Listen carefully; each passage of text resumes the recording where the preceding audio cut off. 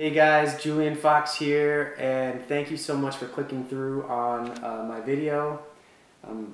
Kitten sitting right now, so if he jumps in the middle of the frame, I hope you don't mind too much. So let's dive right in. Waste no time here. Give you some good stuff. Date ideas that make her fall in love, or certainly help her to fall in love. Kind of move that process along. As guys, we very often have the burden of choosing the location or the idea for the date.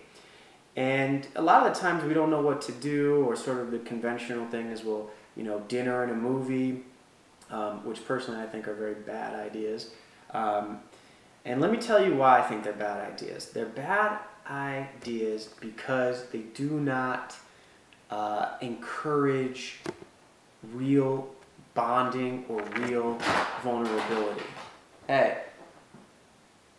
They don't encourage bonding or vulnerability because vulnerability equals bonding, and we have empirical data that actually proves this. I mean, we can prove it right now. Think about a common situation where two people are vulnerable, like two men in a foxhole in war.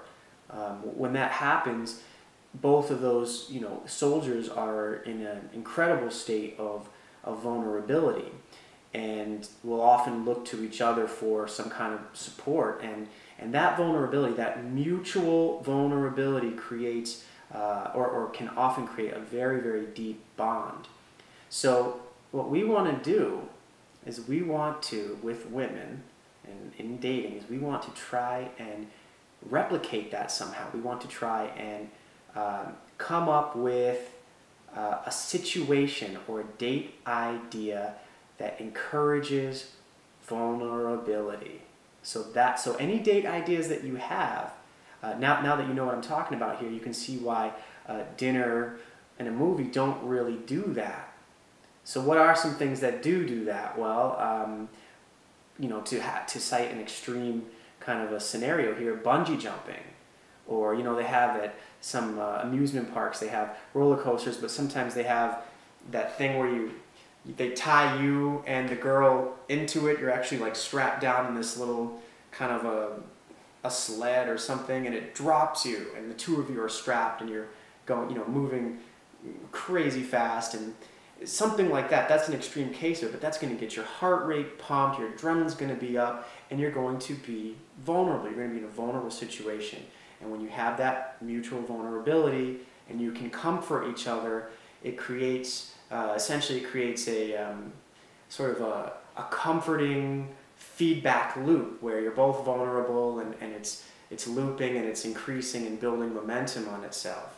So that's what I'm talking about there. Now, what are some other ideas, date ideas that you can use that maybe are a little bit more, more convenient than going bungee jumping? Maybe you don't want to go bungee jumping. I sure don't. But some other ideas that can help you out with that would be like, rock climbing or zip lining or kayaking. Again, these are pretty extreme. One of my favorites that's a lot more manageable is in New York City, that there's a 365 year-round haunted house that they have here right in Times Square. And I've probably taken like dozens and dozens of girls there. I mean, they know me. I walk into that place, there's like an unspoken code between me and they have a bar there, me and the bartender and the employees. They're always like, oh, hey, what's up? I'm like, hey, how's it going? They don't say anything because every time I go there, it's a different girl. But that's a fantastic place because, her heart rate's up, and, I know what's coming. I know every, monster that's going to pop out by heart, but I'm still like, whoa, and I get into it, and the girl's afraid and she jumps on you and you're comforting her. So that's a perfect example of creating vulnerability in a safe environment. Okay, so that's what we want to do.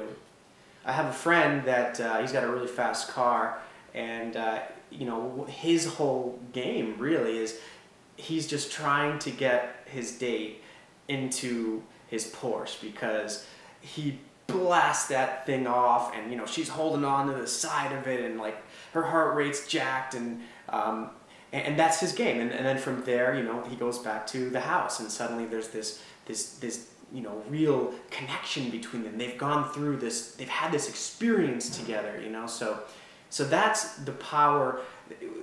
When I said in the beginning the burden of choosing the date, it's really an opportunity. It's a great opportunity if we understand this principle.